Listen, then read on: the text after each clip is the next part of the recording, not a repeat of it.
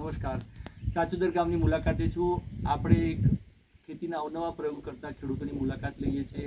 આજે સાચોદર ગામ ખાતે કૌશિકભાઈ પટેલ આપણી સાથે ઉપલબ્ધ છે. એમને વર્મી કમ્પોસ્ટ આપ્યું છે. બધા વર્મી કમ્પોસ્ટની જે ખેતીમાં ઉપયોગિતા છે એ કહેવા માટે આપણે એમને અહીંયા એમના ખેતરમાં આપણે આવ્યા છે. આ વર્મી કમ્પોસ્ટની ખાસિયતો વિશે જણાવશો. આ વર્મી કમ્પોસ્ટ પહેલાં શું હોય છે એના વિશે જણાવો. પહેલું આ ખાતર હોય છે. અળસિયું જે આવે ને એની જે ખાઈને એની અગાડ થાય. અચ્છા. અને જે અંદર ચિકાસ જે પદાર્થ આવે ને એ ખાતરની અંદર જોડે જોડાય એટલે ખાતરનું જે ચોણિયા ખાતરમાં ખાતરનું પ્રમાણ થઈ જાય છે. અને આ જે ખાતર ખરું આમાં નાઇટ્રોજન ટોટલી આપણે વિકાસનું પ્રમાણ બહુ હોય છે. બરોબર. તો આ વિકાસ માટે નાઇટ્રોજન વિકાસ માટે વર્મી કમ્પોસ્ટ જરૂરી છે. તમારો કહેવાનો મતલબ એ છે. પછી આ વર્મી કમ્પોસ્ટ જે લોકો યુરિયા નાખે છે એ યુરિયા પર વર્મી કમ્પોસ્ટનો બંને ભેગું ન થઈ શકે. ના, યુરિયા ના નાખી શકાય. કેમ કે આની અંદર અળસિયા આવે છે, એકદમ નાના અળસિયા આવે છે. બરોબર. યુરિયા નાખીએ ને આપણે તો નાના અળસિયા મળી જાય છે. અચ્છા કૌશિકભાઈ, વર્મી કમ્પોસ્ટ તૈયાર કેવી રીતે કરવામાં આવે છે? એમાં એવું હોય છે કે આ ખાતર આ એક છોડનું ખાતર પહેલાં નીચે છે ને પોતરી એરંડાની પોતરી બાંધેલી છે. પછી વચ્ચે ખાતર નાખી છે નાની, પછી વચ્ચે પાછી પોતરી નાખી. ત્રણ લેવલ કરેલા છે અંદર.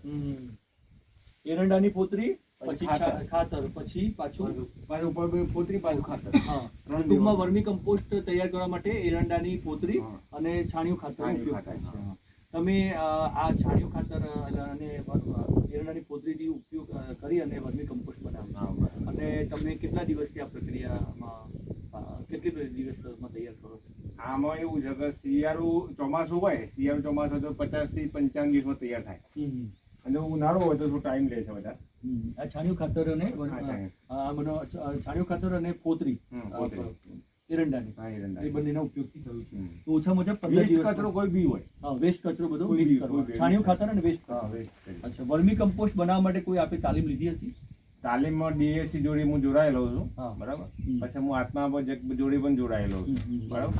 એટલે મેં આ અળસિયા ખાતર માટે મેં હમણાં 3 દિવસ જ થયા આપણે ડીસા ગયા હતા. અમે તે વખત યુનિવર્સિટીમાં મેં ખાતર જોઈને આવ્યા ત્યાં આગળ. બરોબર.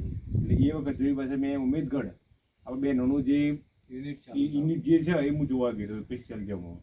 કૌશિકભાઈ, આ જે વર્મી કમ્પોસ્ટ ડીએસસી સંસ્થા વડે આપણે માર્ગદર્શન મળ્યું, પણ આ સમયગાળો કેટલો અને કેટલા વર્ષથી તમે વર્મી કમ્પોસ્ટનું શરૂઆત કેવી રીતે કરી એના વિશે મેં 1 વર્ષથી મારા. એટલે વર્મી કમ્પોસ્ટ વિશે સૌથી પહેલા માહિતી ડીએસસી આપી અને તમે ડીએસસી સંસ્થાના માર્ગદર્શન હેઠળ તૈયાર કર્યું. બરાબર.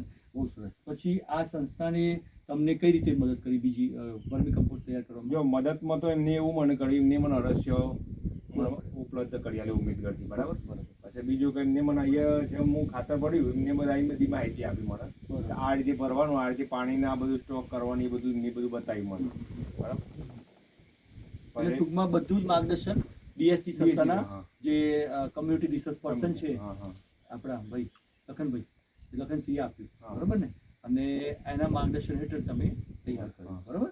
અને એના પછી તમે આ ખાતર કેવી રીતે પાથર્યું ખેતરમાં? એમાં કેવું કે કપાસ હતા, અહીંયા આ ભાગમાં કપાસ હતા. બરાબર. મેં કેવું કર્યું કે કપાસના જે થક હોય ને એ થકોમાં નાખ્યું આટલું ખાતર.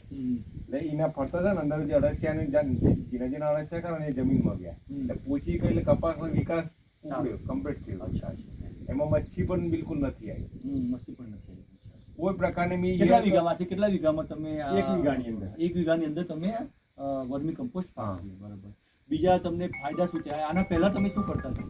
આના કરતા તો નબદા ફોસ ને બધા ડીપી ને એવું બધું ખાતર ના કરતા, પણ એના કરતા મને આ સારું લાગે.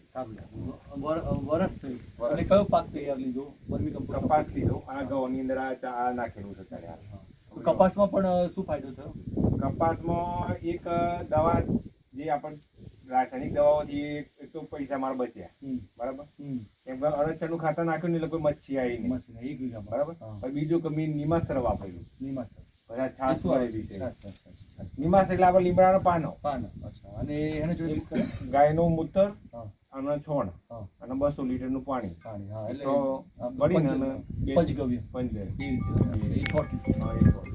તો આપ જોઈ શકો છો કે આપણા ખેડૂત કૌશિકભાઈ સાચોદરમાં વર્મી કમ્પોસ્ટ ડીએસસી સંસ્થાની મદદથી તૈયાર કર્યું અને એમણે આ વર્મી કમ્પોસ્ટ 1 વર્ષથી ઉપયોગ કર્યું છે અને એમનું કહેવું છે કે અત્યાર સુધી જે રાસાયણિક ખેતીથી એમને જે નુકસાન થતું હતું એ ટાળી શકાયું અને સાથે સાથે એમણે વર્મી કમ્પોસ્ટથી ફાયદો પણ પોતાના પાકમાં ખૂબ નોંધપાત્ર રીતે લીધો અને હવે ઘઉંમાં પણ વર્મી કમ્પોસ્ટનો ઉપયોગ કર્યો છે.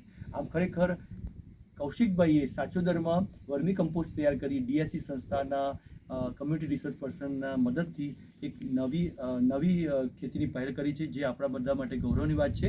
અને વર્મી કમ્પોસ્ટનો ઉપયોગ કેવો કરવો તેના માટે આપ ઘણા બધા ખેડૂતોને જો જાણકારી લેવી હોય તો તમે કૌશિકભાઈનો સંપર્ક કરી શકો છો. કૌશિકભાઈ, તમારો નંબર બોલી દેશો. મારો 63 555 88311 63 555 88311.